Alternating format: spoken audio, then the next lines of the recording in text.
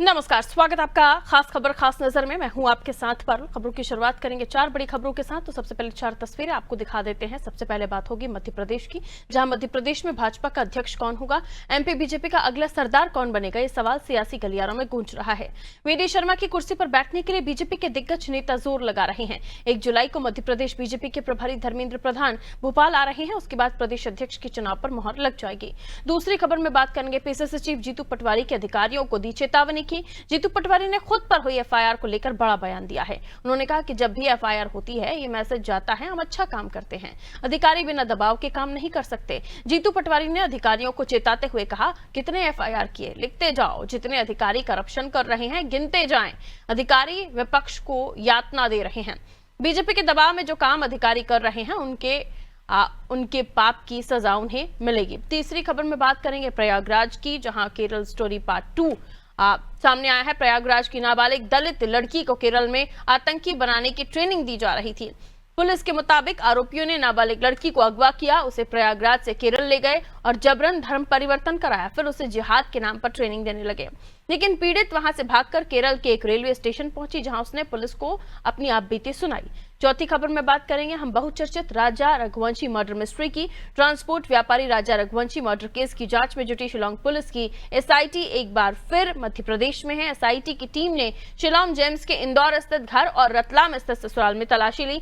शिलांग के घर से सोनम का लैपटॉप, गहने और पेन ड्राइव जब्त हुए हैं। ऐसा माना जा रहा है कि लैपटॉप से राजा की हत्या का राज फाश हो सकता है।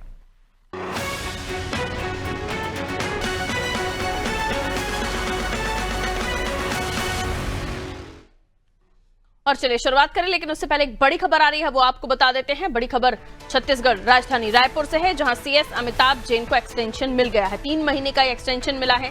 साय कैबिनेट की बैठक में फैसला लिया गया है। देखिए, जब सुबह खबर आई थी कि साय कैबिनेट की बैठक में नए मुख्य सचिव का ऐलान हो सकता है, जो नाम दौड़ रहे हैं उन पर चर्चा हो सकती है, किसी एक नाम पर मोहर लग सकती है, लेकिन ऐसा नहीं हुआ।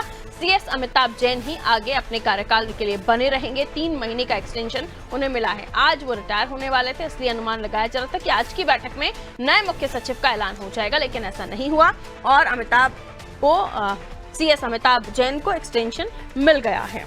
एक बड़ी खबर आपको बता रहे हैं राजधानी रायपुर से, जहां कयास लगाए जा रहे थे अलग अलग नामों को लेकर, लेकिन एक कयास ये भी था कि शायद अमिताभ बच्चन ही प्रदेश की कमान संभालेंगे।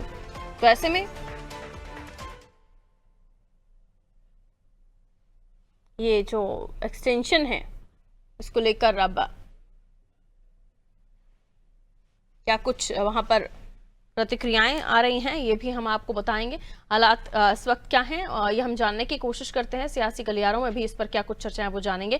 पुष्पांजलि हमारे सहयोगी हमारे साथ जुड़ी हुई है। पुष्पांजलि, सीएस अमिताभ जैन को एक्सटेंशन मिल गया। हालांकि सुबह ही हम जब चर्चा कर रहे थे तो कई नामों के कयास भी थे और साथ ही ये था कि आज उनका क्योंकि रिटायर हो रहा है, कार्यकाल खत्म हो रहा है, तो कोई नया उनकी जगह ले सकता है, लेकिन अब उन्हें एक्सटेंशन मिल गया है। पुष्पांजलि,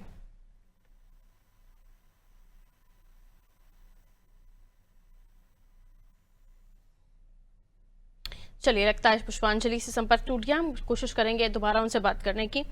तो देखिए, सीएस अमिताभ जैन को एक्सटेंशन मिल गया है। 3 महीने का ये उनको जो टर्म है उनका बढ़ाया गया है और साय कैबिनेट की बैठक में ये फैसला लिया गया। पुष्पांजलि हमारे साथ जुड़ी हुई है। पुष्पांजलि, सीएस अमिताभ जैन को एक्सटेंशन मिला है, जाहिर है कि चर्चा बहुत सारे नामों को लेकर हो रही थी और ये भी कि कोई नया नाम सामने आ सकता है, लेकिन फिर वही नाम, 3 महीने का काम।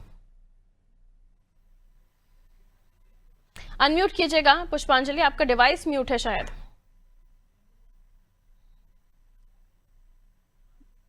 जी बिल्कुल पारुल, मैं आपको बता दूं कि इस वक्त की छत्तीसगढ़ के लिए सबसे बड़ी खबर आ रही है कि जो अमिताभ बच्चन माफ कीजिएगा अमिताभ जैन जो है मुख्य सचिव, वो अभी फिलहाल छत्तीसगढ़ में ही बने रहेंगे मुख्य सचिव। उनका सेवानिवृत्त कर दिए गए थे कल, लेकिन आज फिर से कैबिनेट की बैठक में ये एक बड़ा फैसला जो है वो छत्तीसगढ़ सरकार की तरफ से लिया गया है। आज सुबह से ही कैबिनेट की बैठक चल रही थी और इस पर लगातार मंथन चल रहा था कि आखिर दूसरे यानी कि अगले मुख्य सचिव जो है वो कौन होंगे, लेकिन उनको फिर से एक्सटेंशन दे दिया गया है और 3 महीने के लिए उनका जो कार्यकाल है वो बढ़ा दिया गया है। अब 3 महीने के बाद ही ये जो है क्लियर हो पाएगा कि आखिर दूसरे मुख्य सचिव कौन होंगे, क्योंकि जो अमिताभ जैन है वो काफी लंबे समय से छत्तीसगढ़ के मुख्य सचिव है।